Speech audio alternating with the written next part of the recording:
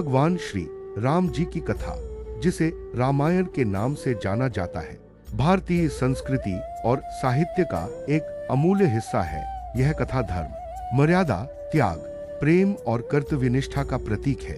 अयोध्या के महाराजा दशरथ की 3 रानियां थीं, कौशल्या, कैकेयी और सुमित्रा। बहुत समय तक उन्हें कोई संतान नहीं हुई, जिससे वे चिंतित रहते थे। पुत्रष्टि यज्ञ के पश्चात भगवान विष्णु ने स्वयं दशरथ के पुत्र के रूप में जन्म लेने का निर्णय लिया। इस प्रकार माता कौशल्या से श्री राम का, कैकेयी से भरत का और सुमित्रा से लक्ष्मण तथा शत्रुघ्न का जन्म हुआ। श्री राम बचपन से ही अत्यंत आज्ञाकारी, पराक्रमी और शांत स्वभाव के थे।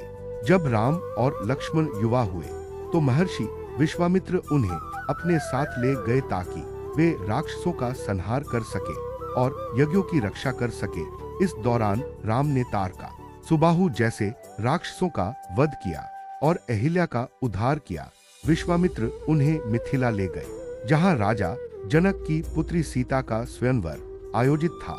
स्वयंवर की शर्त थी कि जो भगवान शिव के धनुष को तोड़ेगा, उसी से सीता का विवाह होगा। श्री राम ने सहजता से उस धनुष को तोड़ दिया और इस प्रकार सीता से उनका विवाह संपन्न हुआ।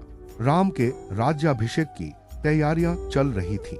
तभी माता कैकेयी ने अपनी दासी मंथरा के बहकावे में आकर राजा दशरथ से 2 वर मांगे, भरत को राजा बनाना और राम को 14 वर्ष का वनवास देना। वचनबद्ध दशरथ को अपनी इच्छा के विरुद्ध यह वरदान देना पड़ा। श्री राम ने अपने पिता के वचन का मान रखने के लिए सहर्ष वनवास स्वीकार किया। उनके साथ सीता और छोटे भाई लक्ष्मण भी वन को चले गए। वनवास के दौरान राम, सीता और लक्ष्मण ने विभिन्न ऋषियों और मुनियों के आश्रमों में समय बिताया। उन्होंने कई राक्षसों का संहार किया, जिनमें विरोध, खरदूषण प्रमुख थे। पंचवटी में रहते हुए लंका के राक्षस राज रावण की बहन शूर्पणखा ने राम के सामने विवाह का प्रस्ताव रखा, जिसे अस्वीकार किए जाने पर लक्ष्मण ने उसकी नाक काट दी। बदला लेने के उद्देश्य से रावण ने छल से मारीच को स्वर्ण मृग का रूप धारण करने को कहा और राम तथा लक्ष्मण को दूर भेजकर सीता का हरण कर लिया।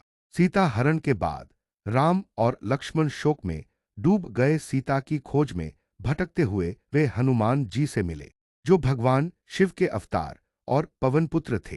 हनुमान जी भगवान राम के परम भक्त बन गए।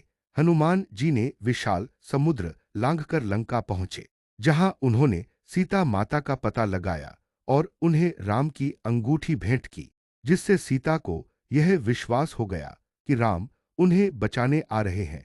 हनुमान जी ने लंका में आग लगा दी और लौटकर राम को सीता का समाचार दिया। हनुमान जी द्वारा दिए गए समाचार के बाद राम ने वानर सेना को संगठित किया, जिसमें सुग्रीव, अंगद और अन्य पराक्रमी योद्धा शामिल थे। भगवान राम ने समुद्र पर सेतु पुल का निर्माण किया, जिसे राम सेतु के नाम से जाना जाता है, और अपनी सेना के साथ लंका पहुंचे। लंका में राम और रावण के बीच भयंकर युद्ध हुआ।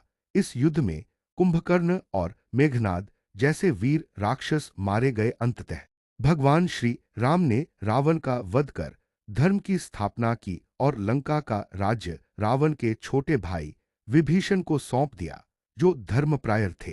रावण वध के पश्चात श्री राम, सीता और लक्ष्मण पुष्पक विमान से अयोध्या लौटे। अयोध्या में उनके आगमन पर दीपावली का पर्व मनाया गया। भरत ने सहर्ष राजपाट राम को सौंप दिया। श्री राम ने अयोध्या के राजा के रूप में शासन किया, जिसे राम राज्य कहा जाता है। यह ऐसा शासन था जिसमें प्रजा सुखी, समृद्ध और न्यायप्रिय थी। कोई दुख या कष्ट नहीं था। बाद में एक धोबी के कहने पर सीता जी को राम को वन में छोड़ना पड़ा, जहां उन्होंने महर्षि वाल्मीकि के आश्रम में शरण ली। वहीं उन्होंने लव और कुश नामक 2 तेजस्वी पुत्रों को जन्म दिया। लव और कुश ने वाल्मीकि से रामायण का ज्ञान प्राप्त किया और राम के अश्वमेध यज्ञ में इस कथा का गायन किया, जिससे राम को अपने पुत्रों का पता चला। अंततः सीता माता धरती में समा गईन भगवान श्री राम ने भी पृथ्वी पर अपना कार्य पूर्ण कर सरयू नदी में अपनी देह त्याग कर वैकुंठ धाम को प्रस्थान किया।